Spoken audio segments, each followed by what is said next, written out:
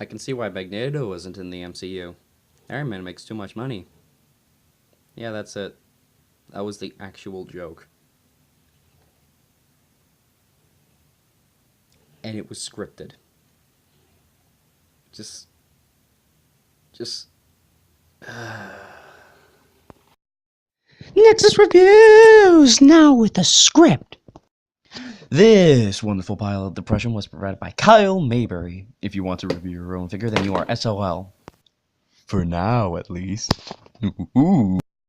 Hello and welcome to a review of a figure that isn't a transformer or robot for once, though it is robotic. Instead, here we have the Marvel Legends Captain America Civil War Build-A-Figure Mark 45 Iron Man. At least I think it's Mark 45.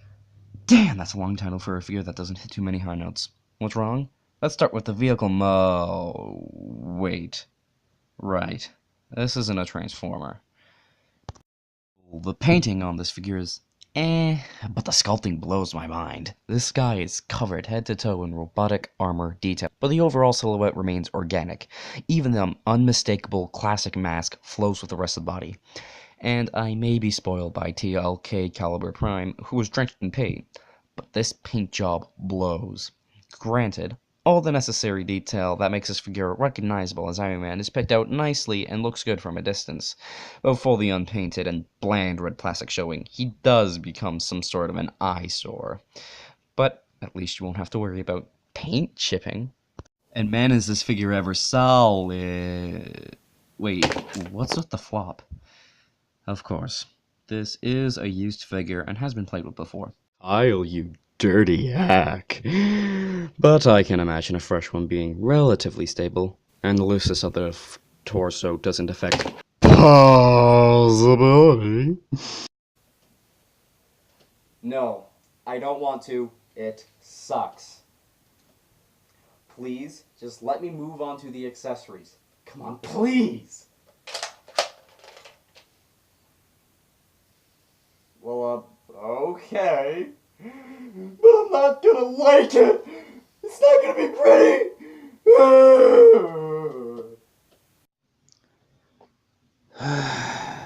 So, the head can barely move up, but is unsurpassed when looking like how I feel right now.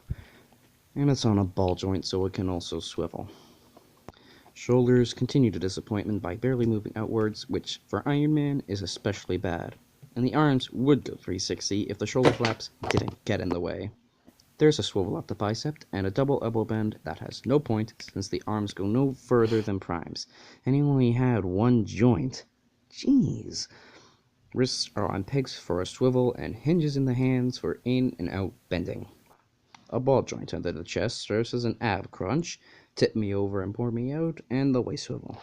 And is subsequently hindered in all directions besides the waist, which is the best swivel point of the figure.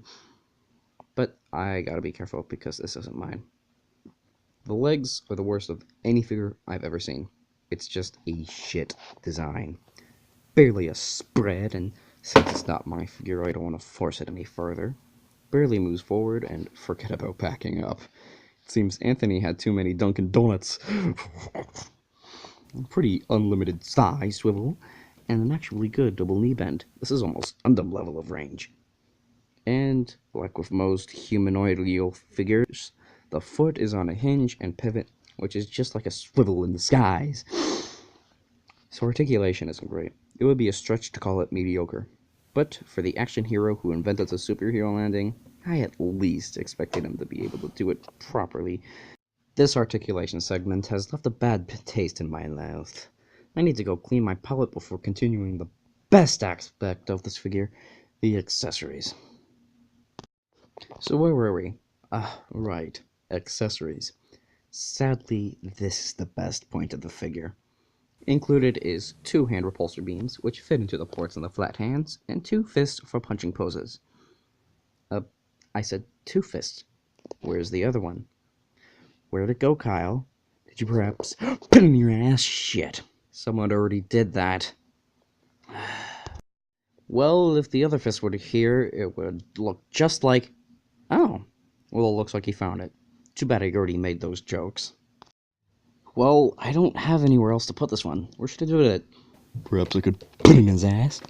Now, one funny thing I have to say is that the peg hole size is universal all over the body. So you can plug the effect parts into his feet, or his hands into his feet, and the beams into his empty wrist. The possibilities are endless and hilarious.